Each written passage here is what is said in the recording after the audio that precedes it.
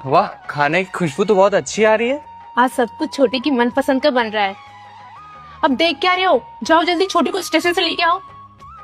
हाँ ठीक है। भाभी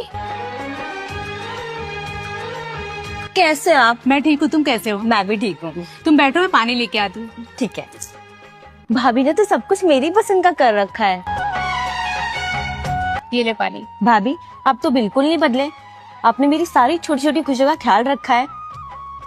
अरे तुम दोनों ननद भाभी की बातें हो गई है तो कोई मुझे खाना दे दो। ठीक है, रुको मैं देती हूँ। नहीं भाभी मैं देती हूँ, अब आपकी छोटी आ गई है, सब संभाल लेगी। भाभी मैं बचपन से देखते आ रही हूँ, आपने मुझे, भैया को और इस घर को बहुत अच्छी तरह से संभाला है, लेकिन अब मैं भी तो बड़ी हो गई हूँ और मेरा भी फर्ज बनता है कि मैं आपके लिए कुछ करूँ। अगर तू जैसी ननद हर भाभी को मिले तो ससुराल में किसी भी लड़की को अपनी बहन की कमी महसूस नहीं होगी।